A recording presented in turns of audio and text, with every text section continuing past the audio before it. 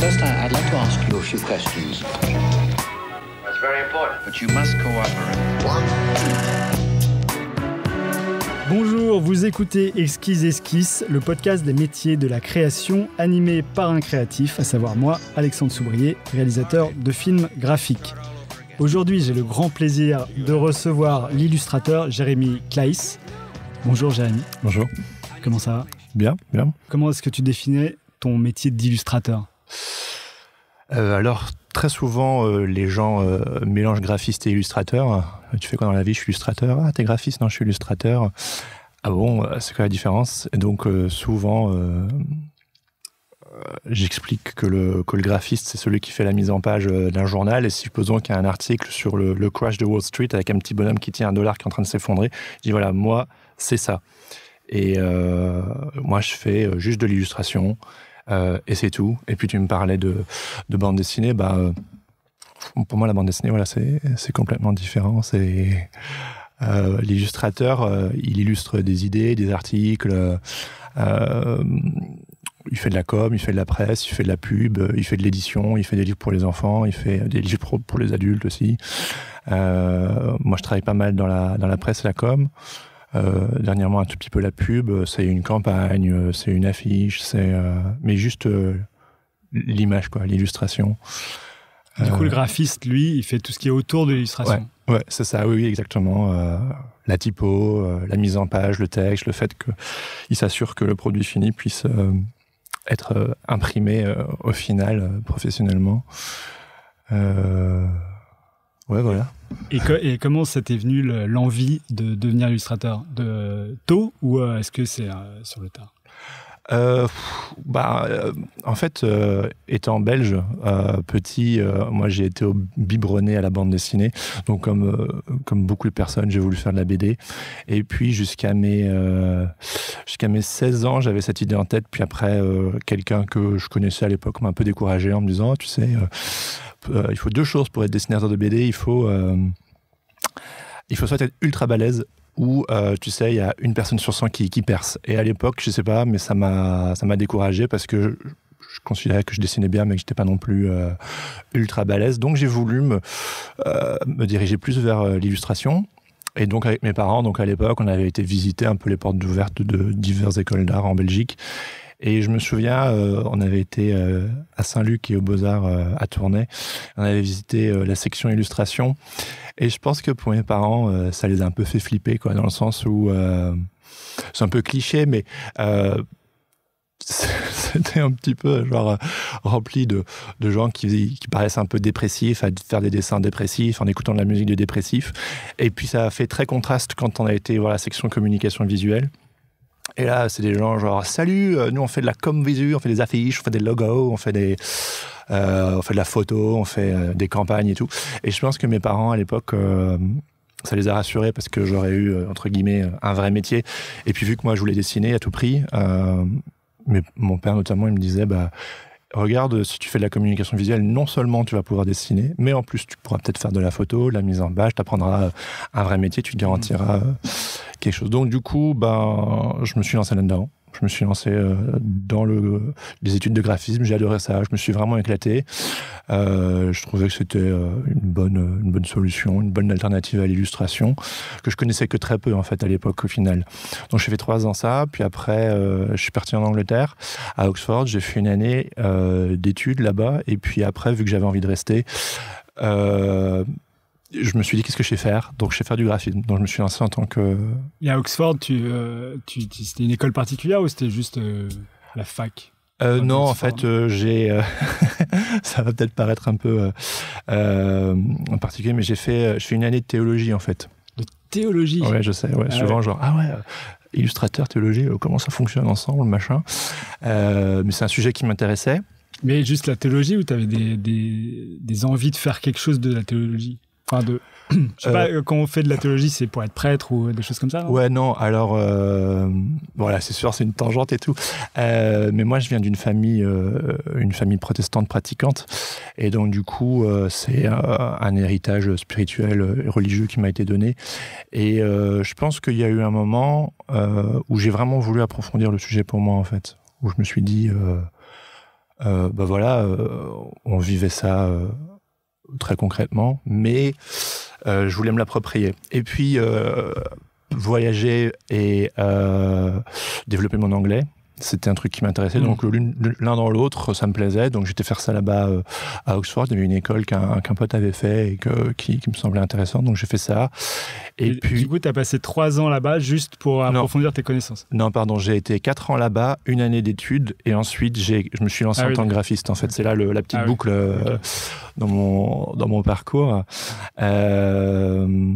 Donc, appliquer la théologie, le graphisme que tu as fait à ce moment-là, en sortant de la théologie. C'est-à-dire que... Parce qu'en fait, il y a quand même une grosse histoire du graphisme autour des livres bibliques. Oui. Enfin, l'enluminure, tout ça, du coup, c'est pas complètement absurde. C'est marrant que tu te dis ça parce que quelque part... l'héritage protestant, il est différent dans le sens où les protestants, justement, c'est plus ou moins né parce qu'ils trouvaient que quelque part, ça se partait un peu en cacahuète, le catholicisme, notamment avec l'idolâtrie, les icônes, etc. Donc moi, mon héritage spirituel, c'est un peu une tradition où quelque part, on a viré l'art et l'image.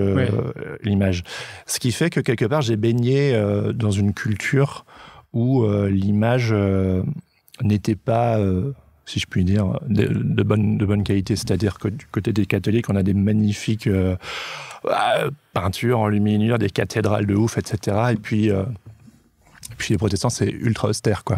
Donc du coup, du coup, il y a une sorte de... On a un peu... il y a une sorte de génération culture de l'image qui a voulu se réapproprier un peu ça. Et donc, du coup, moi, j'ai voulu, si tu veux, je voulais voir en quoi, quelque part, ce don du dessin pouvait devenir utile, notamment. Et je me souviens, par exemple, par la suite, en fait, si tu veux, et c'est là que je fais la boucle avec la suite, en fait, j'étais graphiste juste en sortant de mon année d'études. Et je me disais, qu'est-ce que je sais faire ? Je sais faire du graphisme, parce que j'ai étudié. Mon père, il a été indépendant pendant très longtemps, ça coule un peu dans la famille. Donc du coup, je me suis lancé en tant que graphiste indépendant. Donc en parallèle avec tes études de théologie ? Non, juste après. Juste après. C'était juste un an, ça s'est terminé. L'Angleterre m'a plu, Oxford m'a plu, j'ai voulu rester. Et du coup, qu'est-ce que je savais faire ? Du graphisme. Et donc, avec des potes, j'ai loué un bureau et je me suis auto-lancé en tant que graphiste. Donc des potes qui venaient de France et qui t'ont suivi Non, des Anglais, des amis que je m'étais fait qui étaient indépendants, qui étaient dans l'informatique ou qui étaient dans d'autres choses. Tu vois, moi, j'étais le gars qui faisait de l'image, mais les autres, ils faisaient d'autres choses. Et puis pendant, j'ai travaillé avec une agence de com sur Bruxelles, ça s'appelait Edustries. Bonjour à Jérémy Malangros s'il m'écoute, qui n'existe plus malheureusement, mais à l'époque, eux notamment, ils s'étaient spécialisés, ils faisaient pas que ça, mais ils travaillaient pas mal avec des assos, des festivals et des trucs un peu alternatifs, mais qui venaient un peu du milieu chrétien ou des protestants, machin. Et quelque part, ça c'était vraiment c'est de là que je viens, si tu veux. Et j'étais super content parce que je pouvais allier graphisme, image, et puis des projets et des valeurs qui m'intéressaient, quoi. Et puis, mais le truc, c'est qu'au bout d'1 an, j'avais 21 ans ou 22 ans, tu bouffes tout ton réseau, quoi. Et puis, t'es aux Beaux-Arts, on t'enseigne, tu vas être graphiste, ça va être génial, ceci est le design, etc. Et puis tu te retrouves à faire des logos et des affiches pour la fête du jambon, et puis des clients qui n'ont pas de sous, et puis... et ça m'a vite gavé, en fait. Ça m'a vite gavé. Et je me souviens de mes collègues, justement, de cette agence à Bruxelles. Je travaille à distance, du coup, avec eux. Ils me disaient, mais en fait, t'es un bon graphiste, mais t'es un meilleur illustrateur. Illustra quoi ? Illustrateur. Ah ouais, c'est vrai, je me souviens de... tu vois, dès qu'il y avait une partie créative vraiment à dessiner sur le support de com, je kiffais, quoi. Et donc, du coup, j'ai été voir des agences à Londres. D'illustration. Des agences d'illustration. Ils proposaient des portfolio reviews, des trucs comme ça.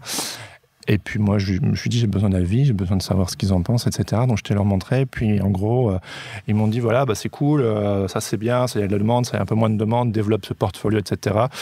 Donc fort de ces conseils, je suis rentré, je me suis lancé en tant que graphiste / illustrateur.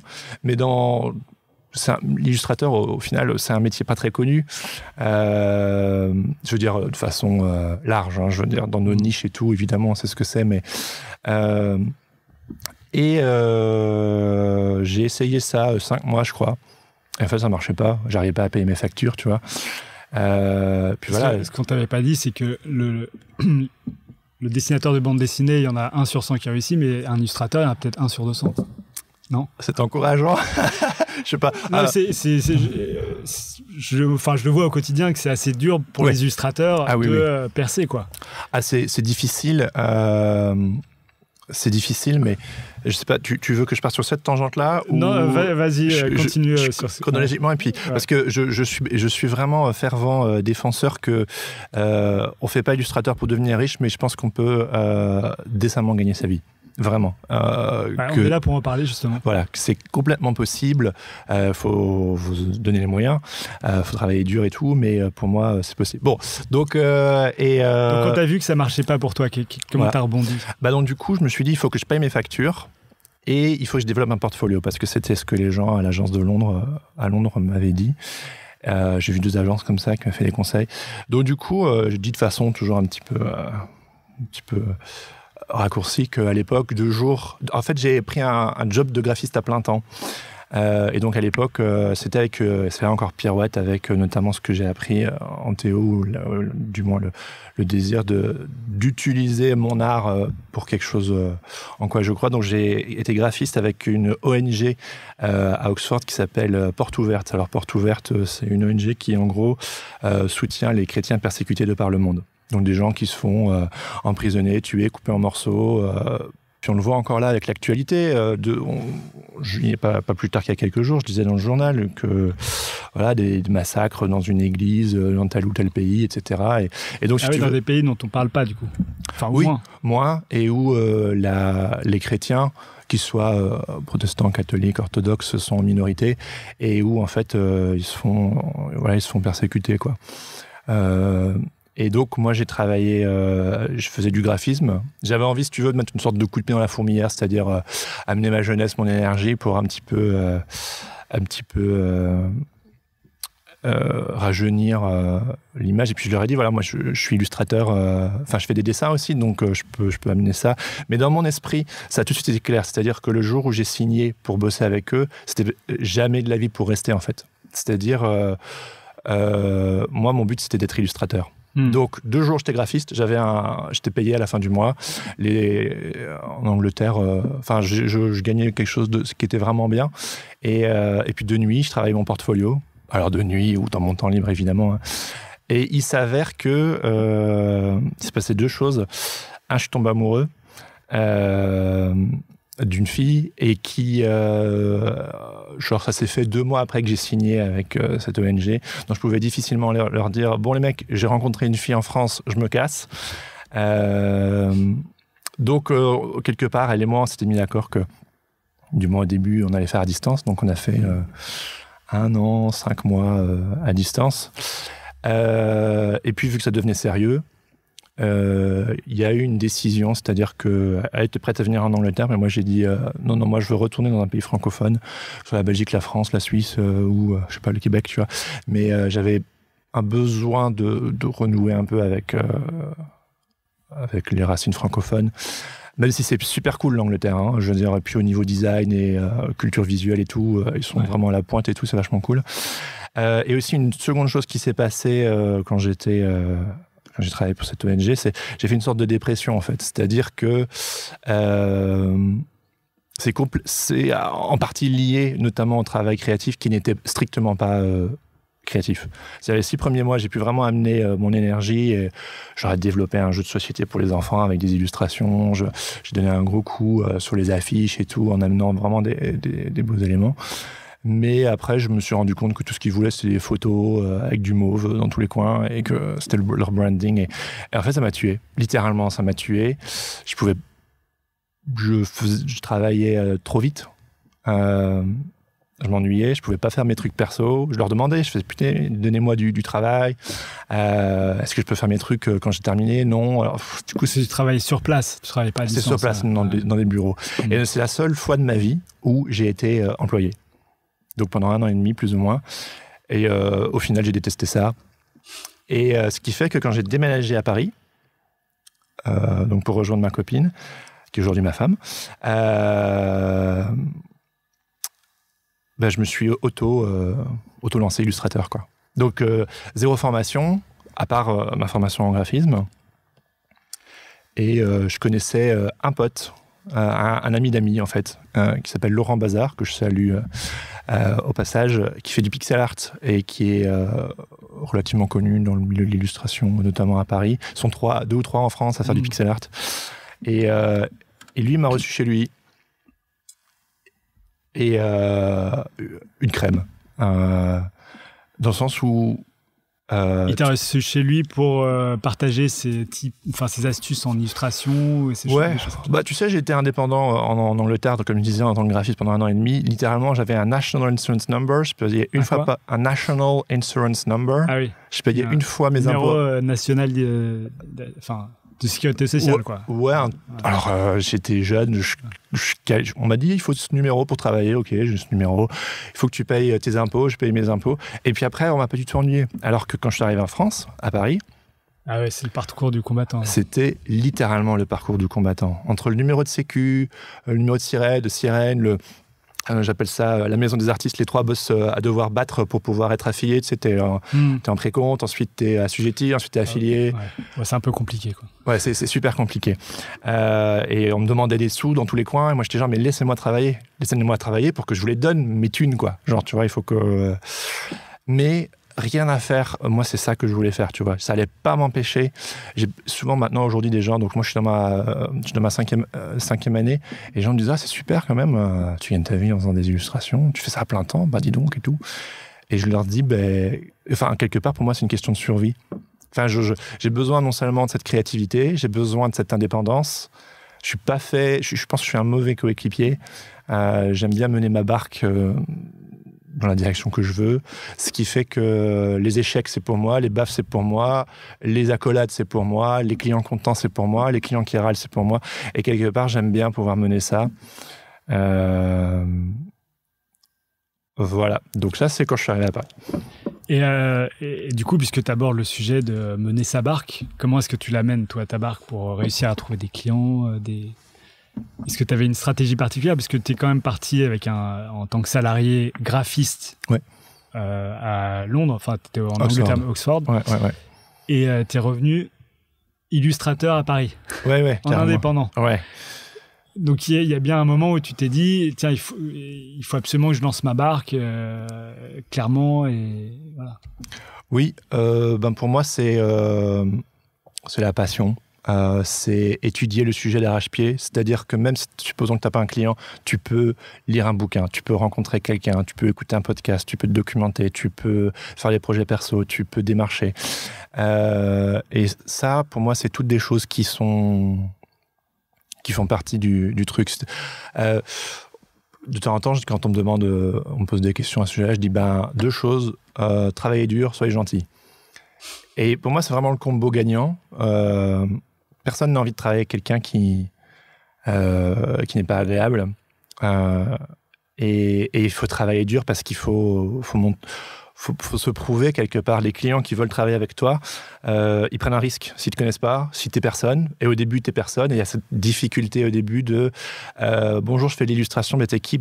Je sais pas, je dois prouver qui je suis. Oui, mais non, mais nous, Et il faut trouver cette personne qui, quelque part, te donnera ta chance. Et notamment, ça passe aussi par le contact de contact. Moi, mon premier job, c'était pour Merci Alfred, qui fait partie de My Little Paris.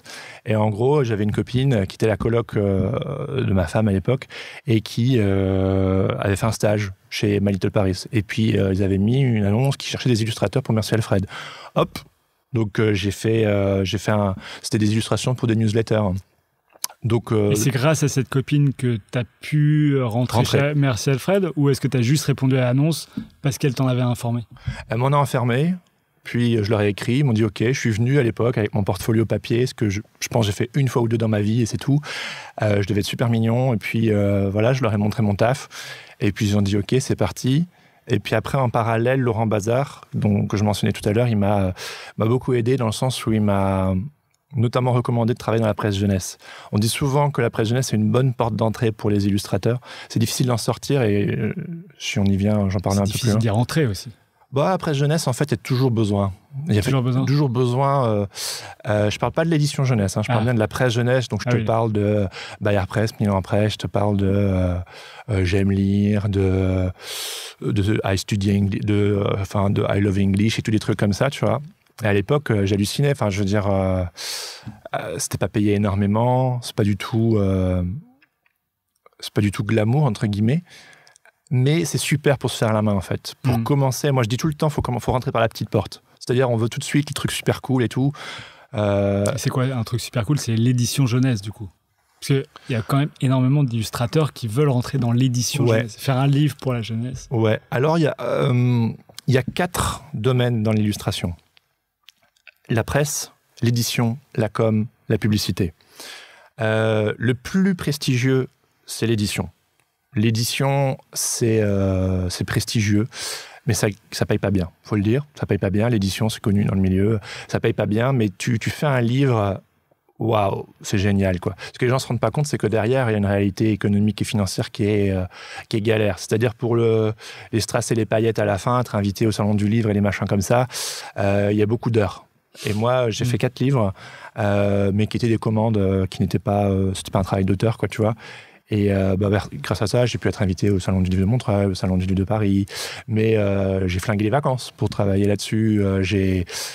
Il y en a un sur les 4 où je faisais des journées de 14 heures, où je me levais à 6 heures le matin et j'allais au coworking et puis après je bossais jusque 21 heures attaché. C'était horrible, quoi. Parce que les délais, ils sont courts aussi ou...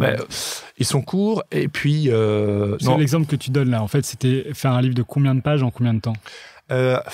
C'était combien de pages À peu près, on n'est pas... Est-ce que c'était 10 pages ou plutôt 40 pages? Non, je pense que c'était 20 doubles pages. Donc on peut dire 40 du coup, mais c'était des pleines pages comme ça. Mais tu devais illustrer les pleines pages. Ouais, et c'était du documentaire. Il y en avait un, c'était sur le corps humain, l'autre c'était sur le système solaire. Et donc du coup, tu peux pas prendre des libertés, tu sais, genre mon cœur, je vais faire un cœur comme tout le monde. Non, je devais redessiner l'organe. Tu es un petit peu familier de mon travail. Mon travail, il est graphique. Mais à l'époque, quand on m'a demandé est-ce que tu veux bosser dans l'édition, j'étais genre waouh, trop cool. Évidemment, bien sûr, je signe où, tu vois. Et ça m'a fait la main et c'était super intéressant. Et puis j'ai eu une très bonne relation avec l'éditrice et puis l'équipe qui tournait autour de ça. Mais tu vois, genre il faut dessiner des garçons, des filles, des grands, des petits, et représenter toutes les nationalités. Tu peux pas prendre des libertés, genre des cheveux, un personnage vert, des cheveux jaunes, tu sais, quand même dans les trucs super graphiques et tout super beau. Donc c'était très scolaire. Et voilà. Donc ça, c'était l'édition. Et moi, mon but, si tu veux, en tant qu'illustrateur, c'est de durer. Moi, j'aimerais gagner ma vie, toute ma vie en faisant de l'illustration, et pour ça, du coup, je dois être stratégique. Et c'est réussir à jongler avec les différentes...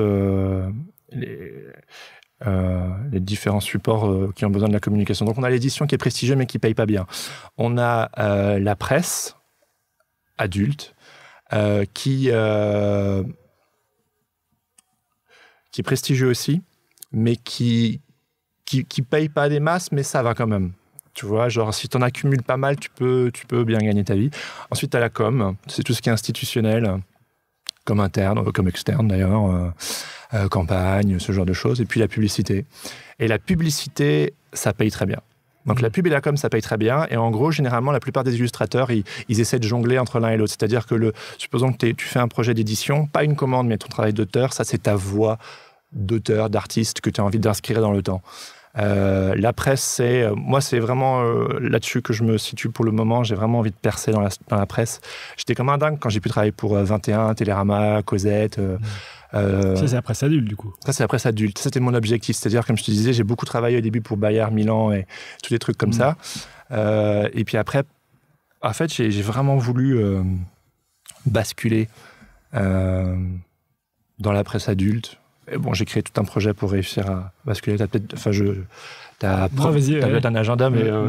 Non, en fait, je t'en ai parlé la dernière fois qu'on s'est vu. Moi, je suis très fan du podcast The Creative Pep Talk de Andy J. Miller, donc, qui est un illustrateur américain qui, lui, allie... en gros, tout son angle, c'est comment gagner décemment sa vie et être... comment on dit, créativement accompli, ou je sais pas, il y a un autre mot que... Ce qu'il est, lui, il est créativement accompli. Enfin, il a travaillé pour plein de grandes marques. Ouais. Et ça fait rêver tout le monde, évidemment. Donc, on se demande quelle est la formule magique. Alors, il s'avère que le mec, il est passionné de stratégie. Alors, le mot stratégie, oh là là là là, ça fait jaser dans le milieu. Genre, non, quand on est artiste et tout, quand on est illustrateur, enfin, c'est lui qui le dit, c'est pas moi. Mais il y a vraiment ce côté, j'ai fait ci, et puis soudainement, pouf, le succès est arrivé, j'ai rien fait pour, et c'est une sorte d'histoire qui fait rêver, un petit peu, mais pour moi, c'est l'exception qui ne confirme pas la règle. Et pour réussir, si tu veux, à mener sa barque, pirouette, où on veut aller, il faut être stratégique. Mais ça ne veut pas dire stratégique, genre malsain, enfin en mode commercial, en mode... manipulation ou quoi, c'est plutôt genre qu'est-ce qui est cohérent avec qui je suis, où j'ai envie d'aller, quelle est l'équation qui fonctionne pour gagner sa vie et être créativement heureux de ce qu'on fait. Et moi, à l'époque, donc lui il a son podcast, mais il a aussi été prof, et puis il avait une classe. Donc il a fait ça 2 fois, et j'ai fait partie de 10 étudiants. C'était une classe en ligne qu'il a pris sous son aile, en fait. C'était 8 Américains, une Canadienne et un Belge, c'est-à-dire moi. Et lui, il se présente comme Dr Pizza. Genre, il voit ça comme... Alors, il kiffe la pizza, mais de l'autre côté, c'est genre, je suis un docteur et j'essaie de trouver un peu le problème, en fait, de trouver... et trouver, du coup, une solution. Et moi, à l'époque, je lui avais dit, voilà, j'aimerais travailler plus dans la presse adulte. Et comment sortir de la presse jeunesse pour plus basculer vers la presse adulte. Et lui, il appelle ça, c'est un peu la quête du héros. Genre Luke Skywalker, tu vois. Genre, quelle est son aventure pour devenir un Jedi, tu vois. Et lui, en gros, il dit, il faut trouver un projet pour tuer le dragon. Un jour ou un autre, tu seras confronté au dragon. Et comment faire pour le battre? Comment passer pour, tu sais, les gardiens des clés qui te font passer dans le next level, quoi. Et en gros, ce que j'ai développé avec lui, bon, c'était presque un cours de psycho, le truc. Enfin, c'était genre, on a été de couche en couche en couche en couche. C'est marrant, c'est un cours de stratégie à la sauce narrative, quoi. Complètement. Genre, illustration jeunesse et tout. Enfin, pas jeunesse d'ailleurs. Parce que... quand tu l'écoutes, le mec, t'as bien entendu, c'est pas un mec qui se prend trop au sérieux. Il va te parler de pizza, de Tortue Ninja, et en même temps, il va te parler de philosophes, de plein de gens comme ça. Et donc, du coup, en gros, on a développé un projet personnel, parce que moi, j'aime bien écrire. Et tu sais, les Américains, ils sont très genre, what makes you special? What's that thing? Que ici, on est peut-être genre, il est un peu spécial, hein. Que là-bas, c'est vraiment, qu'est-ce qui fait... Il dit, en gros, tu serais prêt à échanger du sommeil et te lever à 4 heures du matin, pourquoi? Qu'est-ce qui est beau à l'intérieur, tu vois? Et moi, je lui ai dit, en fait, que j'écris énormément. Et... tout le temps sur mon téléphone ou avant de bosser et tout, j'ai besoin de sortir des trucs de ma tête, j'ai besoin d'écrire, d'exprimer, d'articuler, etc. C'est vrai qu'il y a un livre qui a été écrit sur la question. C'est-à-dire qui s'appelle Libérer votre créativité de Julia Cameron. Ah ouais? Qui elle propose à tout le monde d'écrire et de jeter ses idées, mais c'est l'écriture jetable, quoi. Oui. C'est-à-dire que tu écris, mais après tu es prêt à écrire en tant qu'auteur, quoi. C'est ça. Pour ta journée, quoi. C'est-à-dire tu te lèves à 5h du mat, t'écris 3 pages et puis ensuite t'es libéré de toutes les mauvaises pensées. Enfin voilà. Ouais, c'est comme ça que je fonctionne. Je sors, j'ai besoin de sortir de mon système, en fait. Et donc il me disait, mais ça c'est particulier. Et moi j'aime beaucoup lire, j'aime beaucoup apprendre. Et donc j'ai décidé en gros vu qu'on me donnait pas des sujets éditoriaux adultes, gros guillemets, je me suis dit que j'allais les écrire moi-même. J'allais écrire mes propres articles et les illustrer dans un style éditorial. Et donc il y avait un livre à l'époque qui m'avait beaucoup parlé, qui s'appelait Daring Greatly. Donc en français c'est Le pouvoir de la vulnérabilité.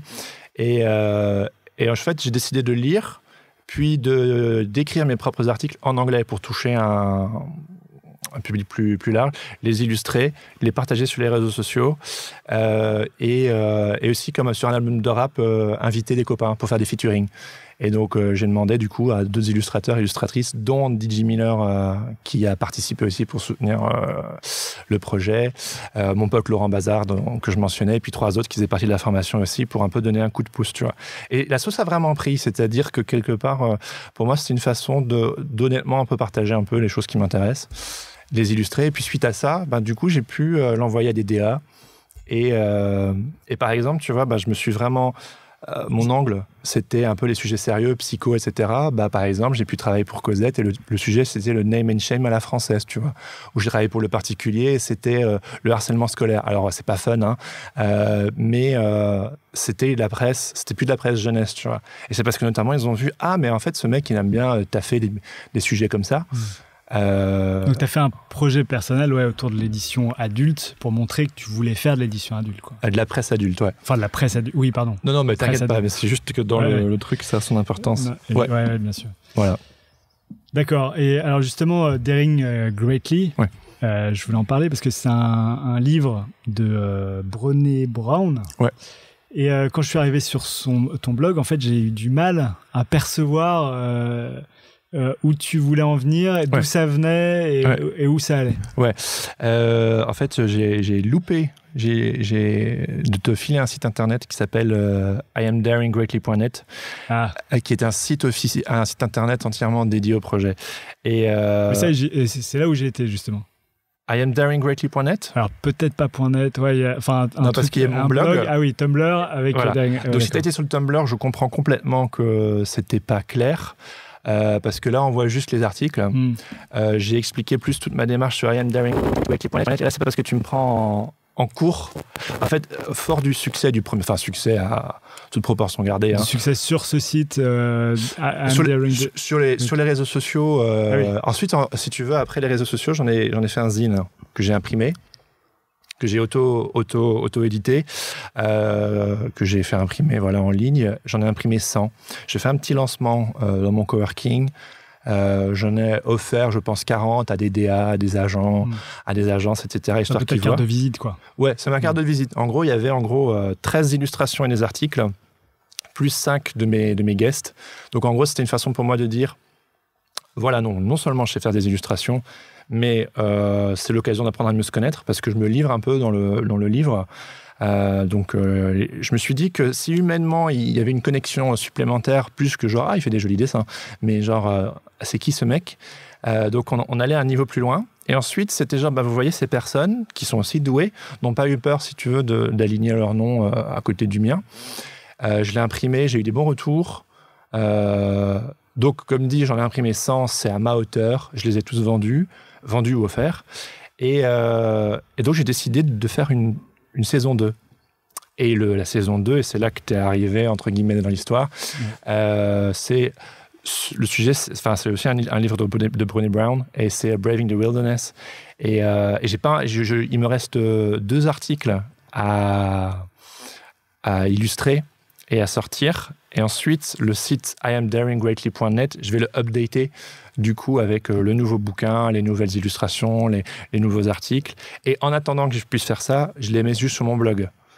Et pour cette saison 2, j'ai eu l'occasion d'approcher d'autres illustrateurs, illustratrices que j'admire, qui sont un peu des personnes qui sont un peu des sortes de héros, des personnes que j'ai rencontrées, etc., et que je trouve meilleures que moi, mais que du coup, le contact est bien passé entre nous.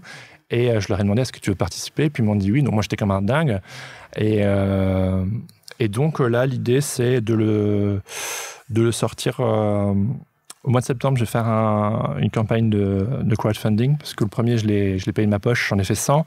Et là, pour le second, j'aimerais bien en imprimer 250, 300 sur du papier, une impression meilleure.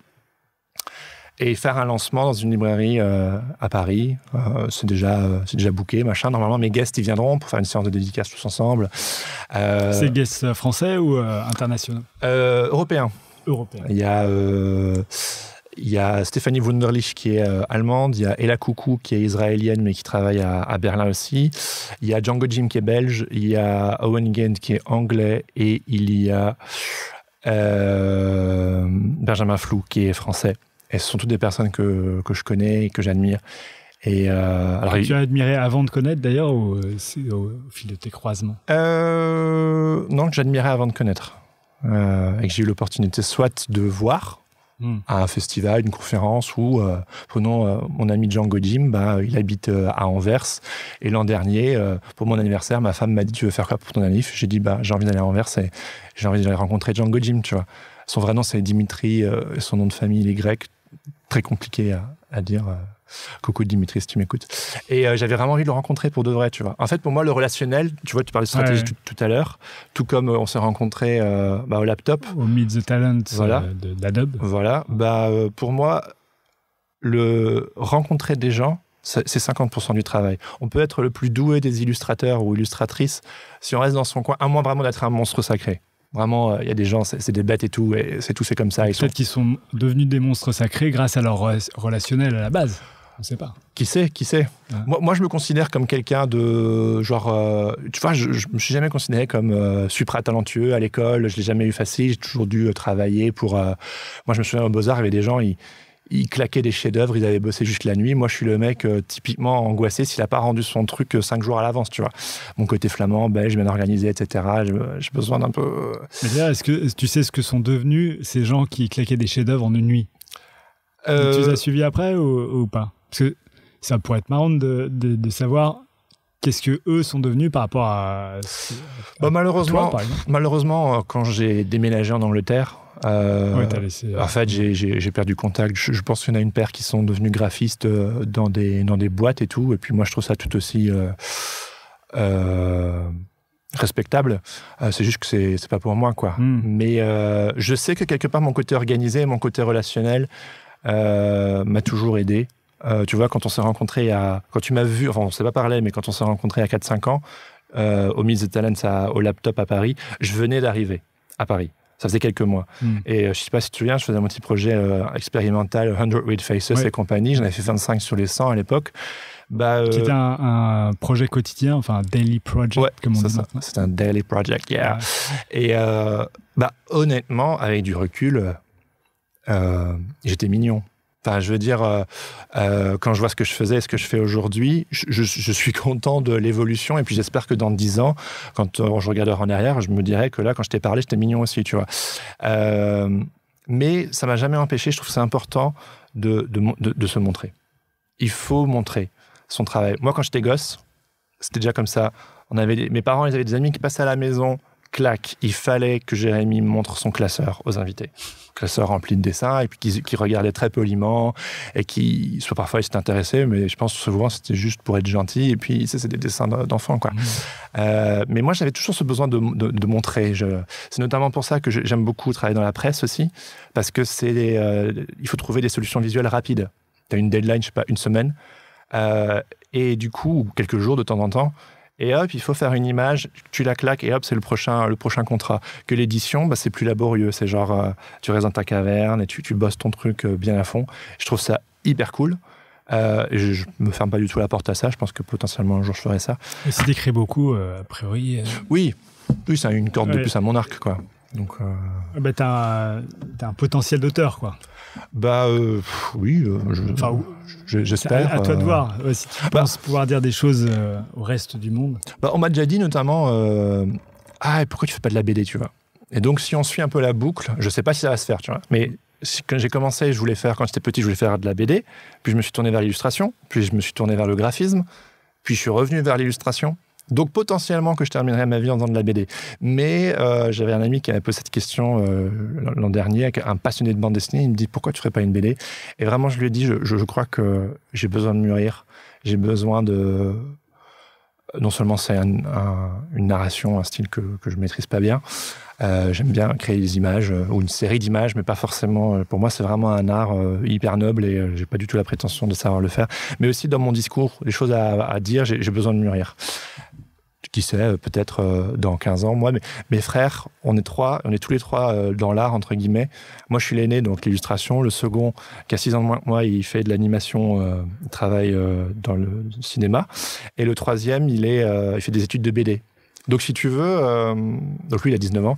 Et donc, si tu veux, je suis super curieux de voir à l'avenir ce que les frères Claes deviendront, tu vois. Et si, mon petit frère qui fait de la BD, ben, il me fait découvrir plein de trucs, tu vois. Que c'est moi qui lui ai peut-être donné le virus, mais il me renvoie à l'ascenseur parce que maintenant, il a un savoir en termes de BD. Il doit en bouffer tout le temps pour l'école. Et il dessine tout le temps comme un fou. Et t'as une idée du terreau qui a fait que 3 frères soient dans le graphisme comme ça? Alors déjà, la bande dessinée, la Belgique. Ouais. Tous les Belges ne deviennent pas auteurs de bande dessinée. Non, mais je pense que la Belgique a, du moins dans ma compréhension des choses et dans mon histoire,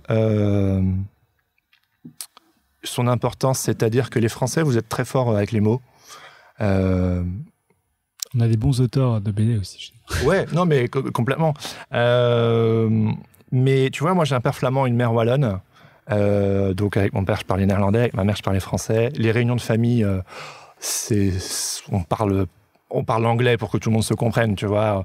On switch constamment toujours entre les diverses langues. Et en fait, je sais pas si tu connais un petit peu la Belgique ou quoi, mais on a un gros complexe au niveau de la langue. Tu vois, tout à l'heure, je cherchais un mot, je l'ai toujours pas trouvé d'ailleurs. Ça me saoule. Là, à l'arrière de ma tête, je suis genre, merde, c'est quoi ce mot? Ça m'énerve, tu vois. Et quand je suis arrivé à Paris, ayant vécu 4 ans en Angleterre et venant de la Belgique, j'étais halluciné. Je me disais, putain, les gens, ils me parlent 1000 fois mieux que moi, quoi. J'étais genre, qu'est-ce que c'est que ça?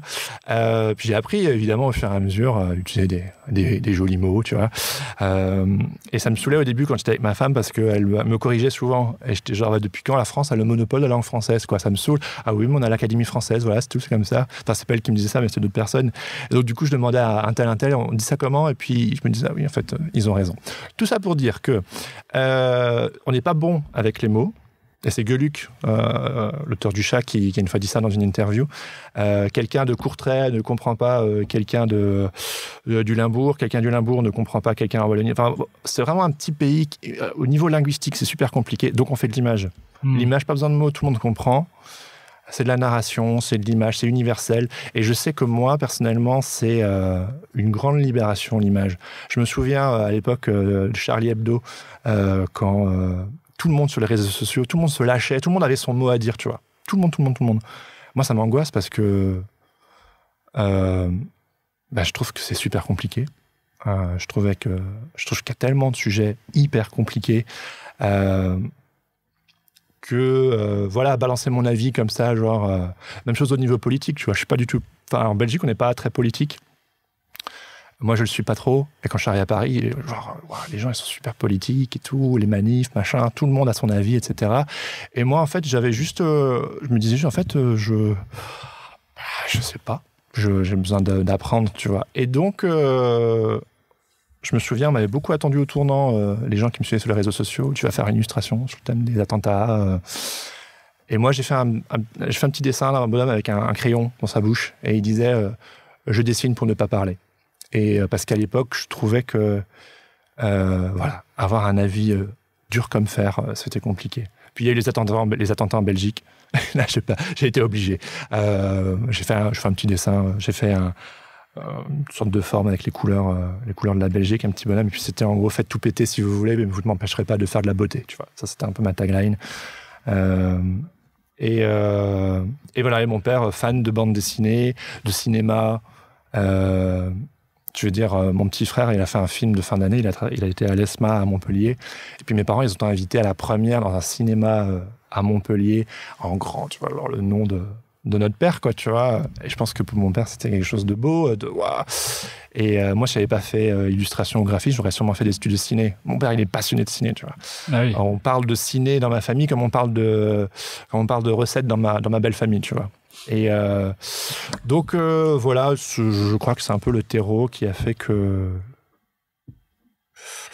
Puis mes petits frères, ça leur a plu, et puis voilà, ils ont suivi. Ouais. Et t'aurais un artiste qui tu peux dire qui t'a vraiment inspiré pour le reste?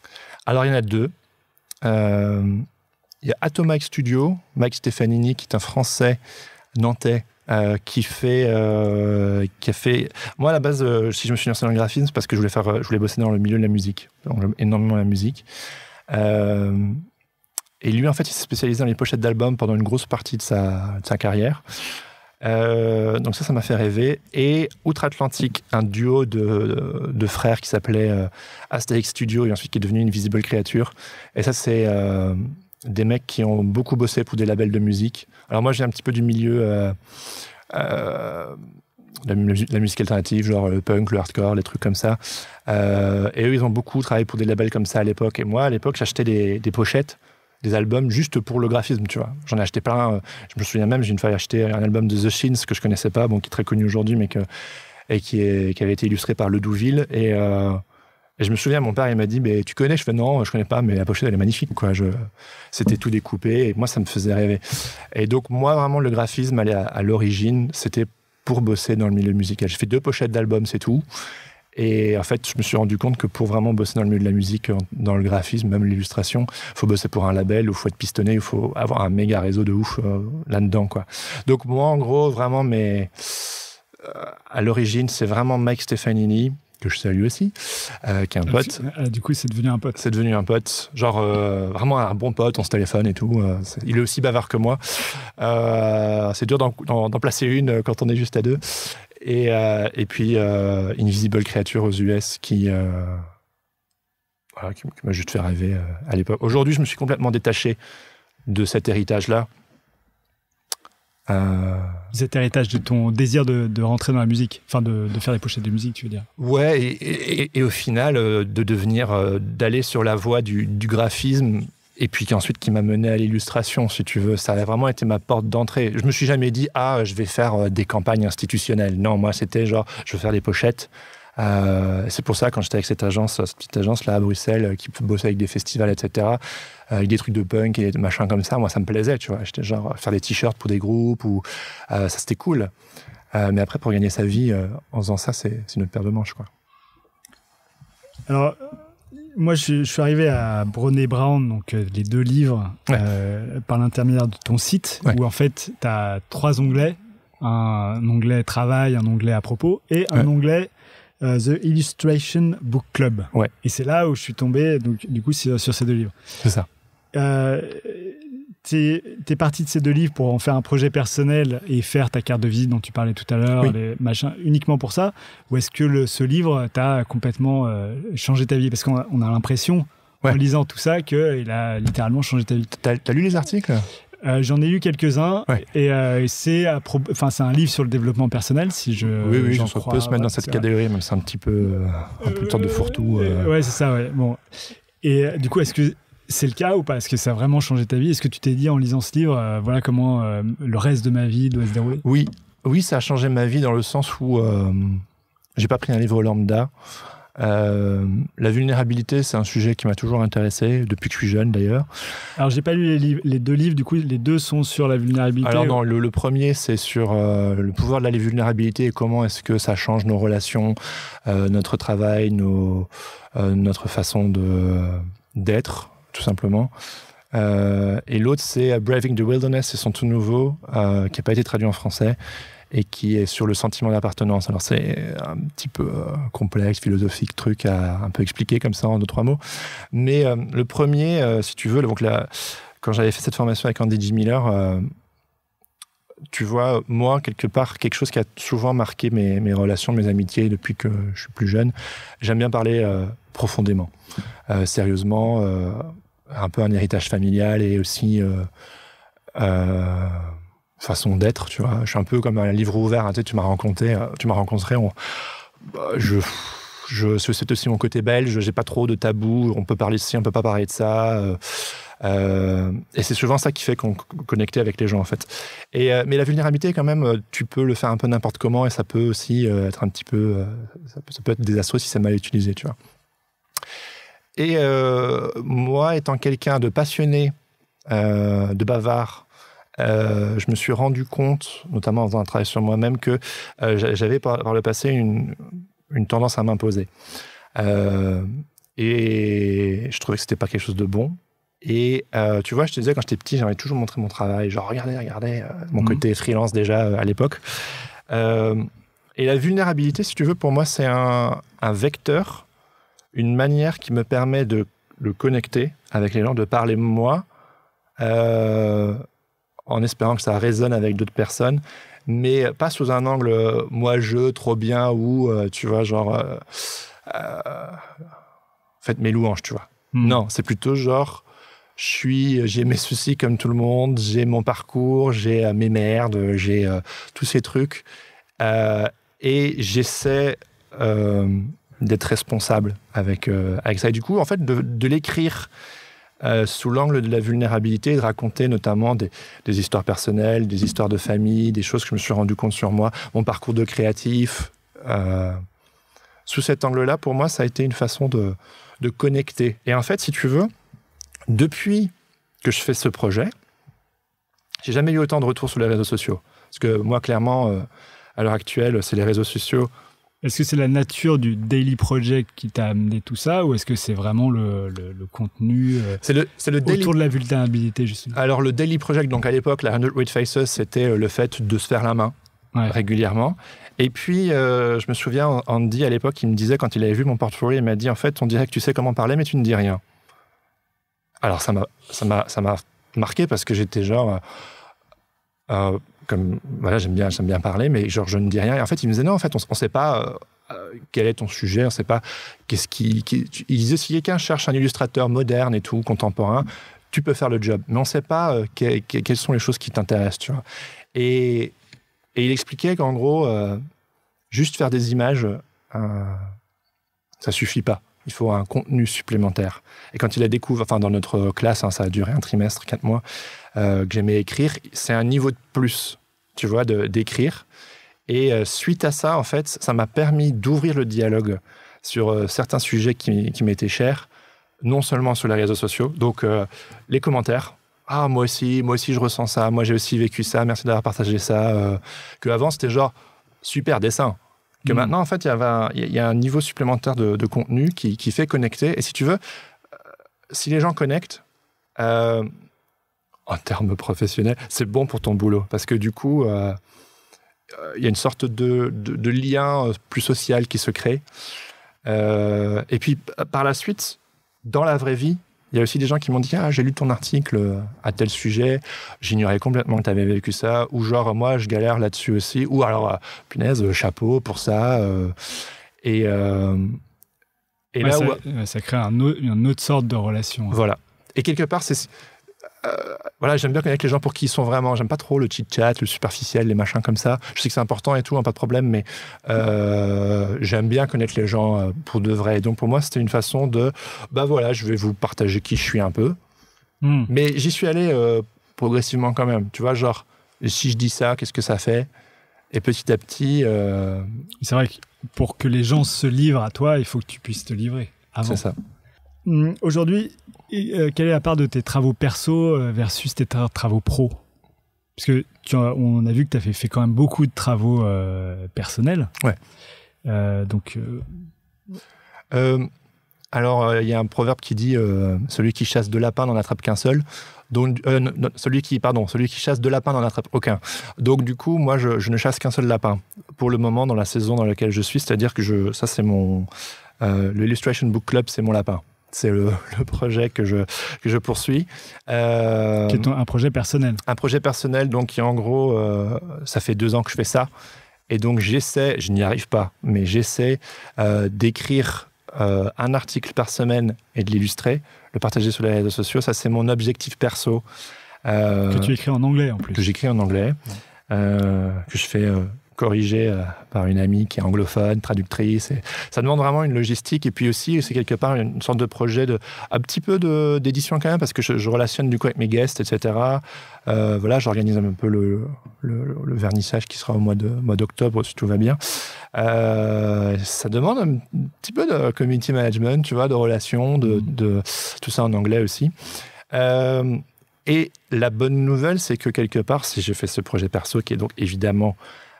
je gagne très peu là-dessus, si ce n'est en intérêt, en échange, et puis les quelques zines que j'ai vendus. Le but, c'est d'attirer des clients lors du travail. Et donc, du coup, on refait cette pirouette par rapport à la stratégie dont on parlait tout à l'heure. C'est quelque chose qui me fascine aussi. Et ça a attiré des commandes. Et notamment, par exemple, comme je disais tout à l'heure, J'ai pu travailler pour 21, pour Télérama. Grâce à ces projets. Ouais, entre autres, ouais. Et là, de plus en plus, j'attire des clients qui me bottent. Et en ce moment, j'avoue, là aussi, à l'heure actuelle, j'ai plus de commandes. Et donc, du coup, je me bagarre pour, quelque part, garder mon rythme de croisière pour mes projets perso. Mais au final, la finalité avouée, c'était d'avoir du taf et de payer mes factures et de générer du travail. Et là, je suis dans une bonne période et voilà. Et donc, notamment presse, c'est ce que là, t'as peut-être vu sur les réseaux sociaux. J'ai participé, c'est mon premier projet de pub, ça, pour Heineken. Heineken, voilà, les 20 bouteilles. Moi, je représente la Belgique, la grosse pression. Avec mon nom dessus. C'est un jeu de mots, la grosse pression. Oui, exactement, ouais, tu vois, je n'ai pas fait exprès. Et c'est ce type de projet qui m'intéresse parce qu'au final, moi, ce que j'ai envie si je peux gagner ma vie, toute ma vie, si je peux élever des enfants en faisant des dessins, tu vois, moi, je trouve ça génial, quoi. Enfin, t'imagines, tu peux gagner ta vie en faisant de l'illustration, quoi. Ouais. Donc, en fait, tu fais ces projets d'auteur, puisque tu crées des articles, tu les illustres, etc., pour obtenir des commandes, pour ensuite pouvoir vivre de ton projet d'auteur. C'est ça.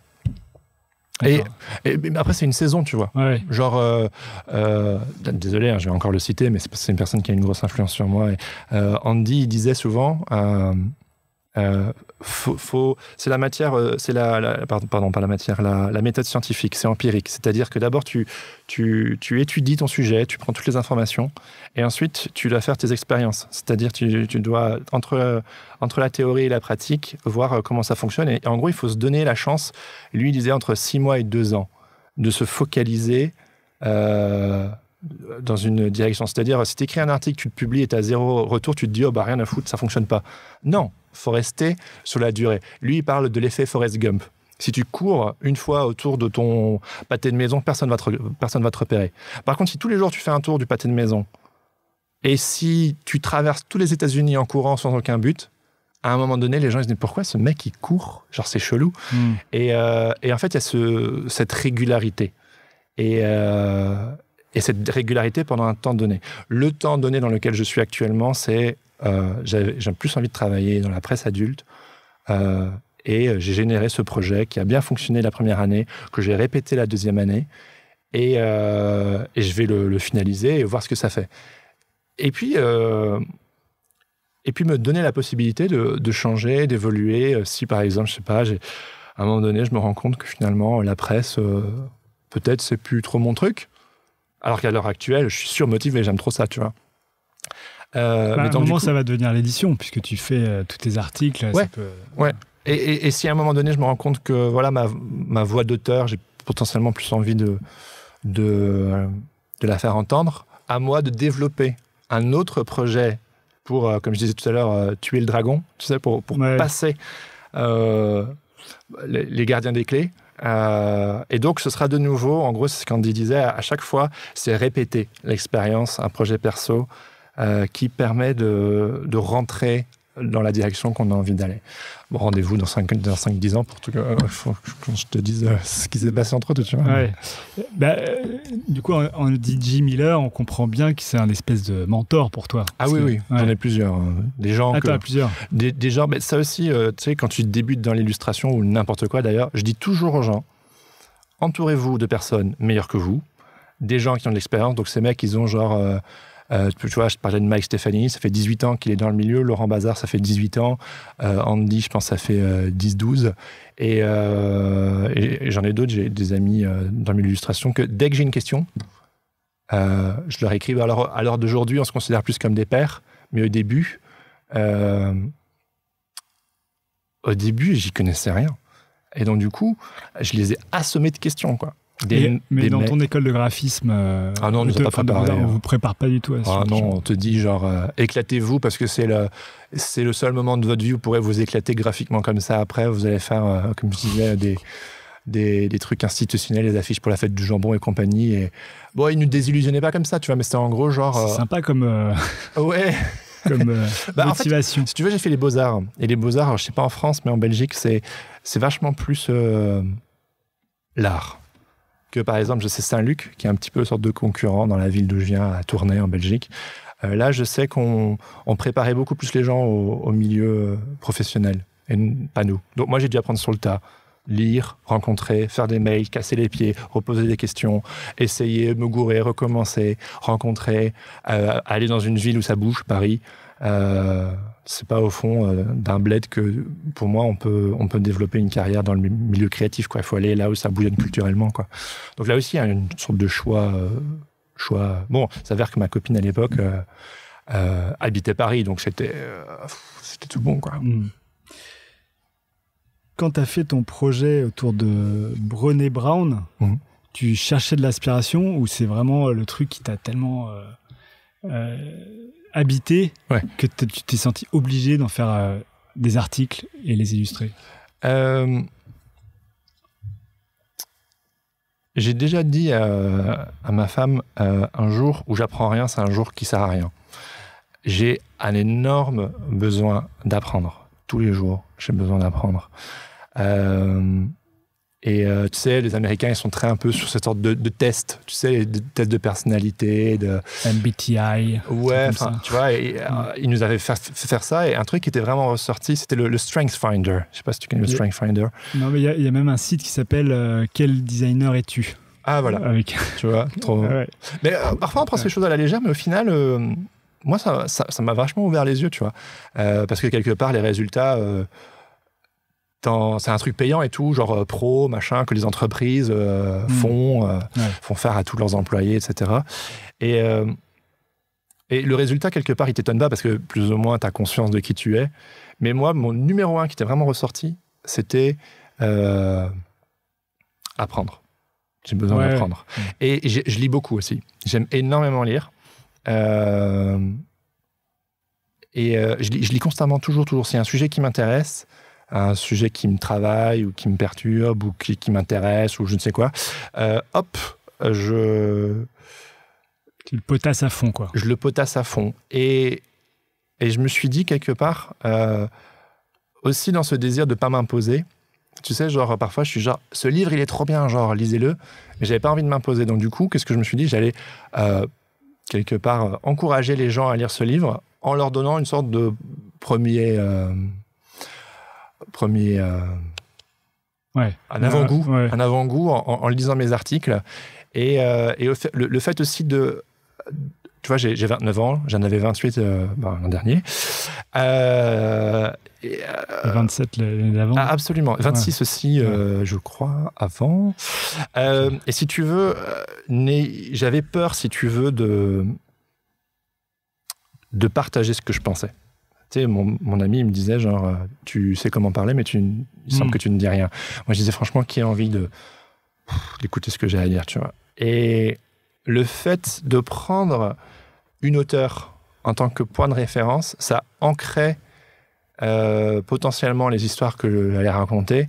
Vu que Brené Brown, c'est quelqu'un qui est très reconnu, c'est conférencière, sociologue, écrivaine, tout ça, elle est invitée sur plein de podcasts, tiens, à voir. C'est quelqu'un de très reconnu. Ça donnait beaucoup plus de crédit, si tu veux, de m'appuyer sur le travail de quelqu'un d'autre, plutôt que juste moi j'ai envie de raconter ci. Non, mais tu aurais pu choisir un autre livre ou des articles de presse. C'est en ça qu'en fait, si tu veux, ça revient à ce que je disais sur j'ai besoin d'apprendre. Le fait que, en fait, je lis le bouquin et au fur et à mesure que je le lis, je prenais des notes.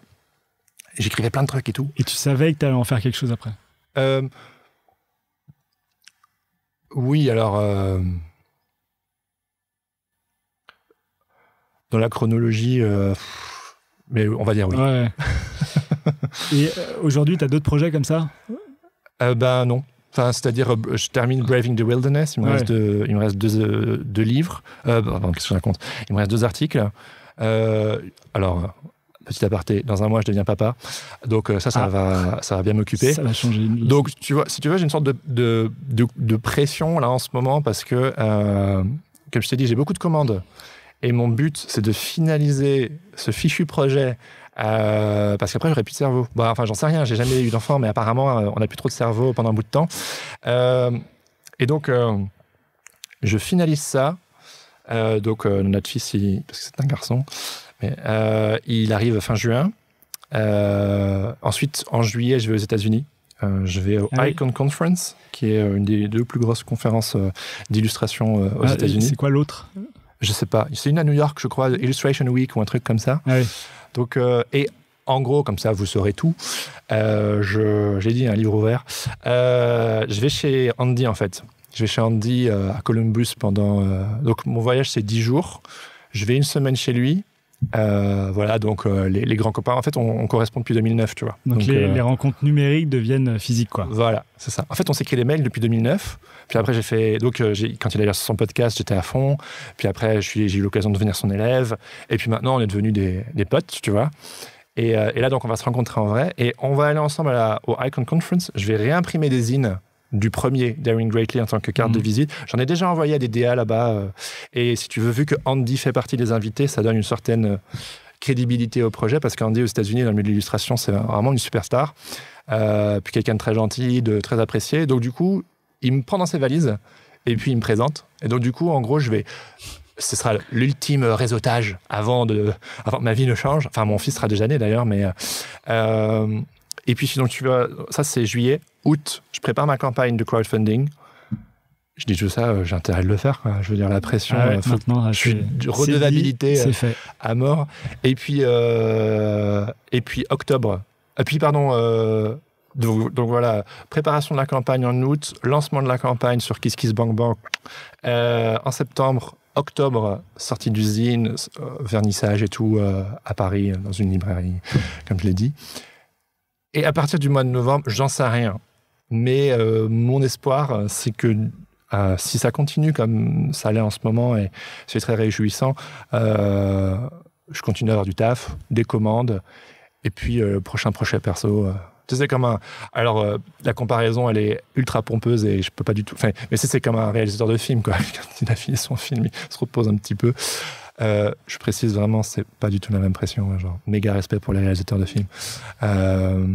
Mais je ne sais pas. Je me prépare surtout à ce que ma vie change dans un mois et que je mène à bon port. Tu vois, métaphore avec des bateaux, toujours. Que je mène à bon port les projets dans lesquels je me suis impliqué, que j'ai lancé. Notamment ce projet de bébé, je l'ai lancé aussi. Donc, il faut que je l'assume derrière. Et puis, on verra, quoi. Ok, donc là, c'est surtout des projets américains que tu vas rechercher. C'est parce que c'est surtout les Américains, d'ailleurs, qui y sont ou... C'est majoritairement des Américains. C'est un peu tout le milieu de l'illustration se retrouve au Icon Conference. Et alors, ça, c'est aussi un aparté, mais qui peut-être t'intéressera. Très rapidement, au cours du cours, avec Andy, la classe, il disait, il faut que tu perces aux États-Unis. Et il y a ce drôle de truc que, avant qu'ils me disent ça, j'avais déjà entendu dans des podcasts, des interviews et tout. Les Européens, il y a ce truc du diplôme, de l'école, de la marque, de l'agence, du truc d'où tu as travaillé. Quelles sont tes références? Et toutes ces d'illustrateurs, illustratrices qui ont des stars de l'illustration aujourd'hui, mais ils racontent très souvent un peu la même histoire qu'ils ont été voir des DA dans les villes des pays... que ce soit, je sais pas, Milan, Rome, Paris, Londres, machin. Quoique les Anglais sont quand même plus ouverts. Et qu'en fait, on leur claque la porte, quoi. Genre, t'es qui? Qu'est-ce que je vais te donner du boulot, tu vois. Et puis, ils racontent cette histoire qu'ils sont partis dans un pays anglophone, et relativement souvent les États-Unis, serrent quelques mains. Les Américains sont beaucoup plus montre-moi ton portfolio, c'est cool, on va te donner ta chance. Alors, tout ça, c'est complètement hypothétique. Hein. Ça se trouve, dans quelques mois, je vais dire, c'est pas du tout la réalité. Mais c'est notamment ce que j'ai entendu dans les interviews et ce que j'ai lu et entendu. Et notamment ce que Andy disait aussi. Il expliquait que pour être reconnu dans le pays où tu es, il faut percer de l'autre côté. Il dit, moi, je suis américain, mais j'ai vécu en Angleterre. Et il dit, donc, du coup, j'ai amené quelques Anglais avec moi dans mes clients. Mes clients américains disent, waouh, t'as bossé pour des Anglais. Alors qu'il fait... ça veut plus ou moins rien dire. Même si c'est même si c'est la même langue. Ou à peu près. C'est la même langue, c'est le même boulot que tu fais. Sauf que tu as percé de l'autre côté du globe. Donc, l'idée pour moi, c'est je vais aux États-Unis, je relationne, je fais des mails avec des gens que j'admire. Salut, tu vas venir au Icon Conference? Salut, j'aime trop ce que tu fais. Salut, est-ce que tu pourrais me faire des petits retours sur mon taf? Et très souvent, les gens dans l'illustration, c'est une communauté très bienveillante. J'aime trop ça. C'est cool, rigolo et fun à la fois, tu vois. Et sérieux aussi, parce que quand même, on est beaucoup à vouloir faire ça, notamment aujourd'hui, une sorte d'explosion, l'illustration. Et donc, du coup, je vais rencontrer des personnes avec qui j'ai fait la classe, avec Andy. Ah oui. J'ai rencontré Andy. J'ai rencontré des DA ou des illustrateurs avec qui je suis en contact par mail. Je vais faire des workshops. Et donc, voilà, l'idée, c'est, en effet, je l'avoue, j'aimerais percer aux États-Unis. Mais ça ne veut pas dire pour toujours. C'est-à-dire pour être reconnu en France, au final. Ouais, exactement. C'est genre quelque part être reconnu par les Américains, un gros guillemets, pour percer ici, parce que j'ai pas l'intention de déménager et j'ai envie de faire mon blé en Europe, en France, tu vois. Et donc, si je peux un jour accrocher le Washington Post ou le New York Times dans mon portfolio, je serais l'homme le plus heureux, tu vois. On te parlait tout à l'heure de presse adulte, quelque part. Du New Yorker. Le New Yorker, grave. Moi, j'essaie, j'ai déjà écrit à la DA plusieurs fois, j'ai un petit contact, etc. Ouais. Mais je vois très bien que je dois encore mûrir. Je dois mûrir. Ouais, je crois qu'il y a 10 illustrateurs à peu près qui tournent vraiment au New Yorker. Et est-ce que tu as un objectif ultime? C'est-à-dire, quand tu auras 80 ans, tu te diras, voilà, j'ai accompli ça et c'est ce que je voulais et je suis content. Bon, c'est la minute marshmallow, mais si le jour où je décède, je me dis que j'ai été un bon mari, un bon père et si j'ai réussi ces deux choses-là, je suis l'homme le plus heureux du monde. Et si, en plus, on me dit, et c'était un super artiste, ou il a tabassé dans sa carrière, ou j'en sais rien, ce sera la cerise sur le gâteau. Pour moi, c'est pas l'essentiel, mais j'ose espérer, et je pense que j'essaie du moins de me donner les moyens. Comme je disais, je veux durer. Et donc, si je peux... si tu veux, pour moi, la vie de famille, c'est quelque chose de relativement important. C'est notamment pour ça que j'ai décidé de devenir illustrateur. Je te parlais tout à l'heure, j'aurais bien fait des études de cinéma, mais je me suis bien rendu compte que quelque part, tous les réalisateurs que j'admire, c'est des vies super compliquées, tu vois. Et moi, j'aime bien aussi, je t'ai dit, mon indépendance, mon côté ours dans sa caverne, etc. Je suis pas un bon coéquipier, etc. Donc du coup, de faire un métier qui me permet d'être mobile, de faire mon truc, de mener ma barque, d'être créatif, de rencontrer du monde, que ça bouge, etc. Si je peux faire ça toute ma vie et gagner ma vie décemment en faisant de l'illustration et m'occuper de mes enfants, et que quand mes enfants ils viennent dans mon atelier, ils disent c'est quoi que tu fais papa, et je regarde, c'est rigolo et tout, et aussi rencontrer, moi l'illustration ça fait que 5 ans que je fais ça, mais ça m'a permis de rencontrer des gens fascinants.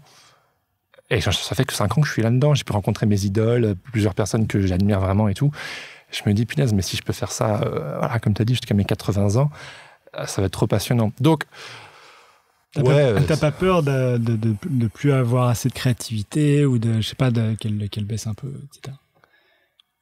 Enfin, on te souhaite qu'elle dure jusqu'à la fin, évidemment. Mais tu peux redouter ce moment de manque de motivation. Je sais pas ce que la vie me réserve, mais j'ai bien l'intention de gérer mes virages et de faire en sorte que ça continue. Et s'il y a besoin que ça s'arrête, ça s'arrêtera. Alors, on arrive à la fin de cette interview et ma dernière question, c'est est-ce que tu as un livre, n'importe quel objet culturel, un film, une musique, n'importe, qui t'a vraiment marqué ces derniers temps et auquel tu penses là tout de suite?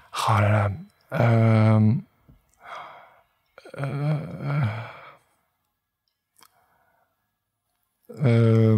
Voilà, au risque de polariser, moi mon film préféré c'est The Tree of Life de Terrence Malick, qui est un peu comme le Marmite, you love it or you hate it.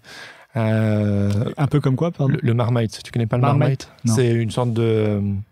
C'est en Angleterre, les Anglais ils raffolent de ça, c'est du marmite, ça c'est une sorte de une sorte de pâte à tartiner visqueux, noir qui est dégueulasse. Enfin, si tu me demandes mon avis, moi je trouve ça horrible. Toi, tu hate it. Okay. Voilà. Mais je sais que le film The Tree of Life, c'est un peu mon film de chevet. Terrence Malick, c'est un réalisateur que j'admire beaucoup, notamment dans sa démarche et dans sa façon de faire et tout. Et je sais que ce film n'a pas été aimé par beaucoup de gens. Mais bon, on est des artistes, on n'a jamais dit qu'on faisait que des choses qui plaisaient à tout le monde. Bah non, mais puis voilà. Donc voilà. Et ça m'énerve, j'ai pas pu citer un livre parce que... Ah, mais c'était juste t'es pas obligé d'en citer un de chaque. Non, je sais, mais... ouais, voilà. Un grand jour de rien, de Béatrice Allemagna. Voilà, puis j'ai mis un livre. Eh bien, merci beaucoup, Jérémy. Merci. Je te souhaite que ta carrière explose en Amérique. Bientôt.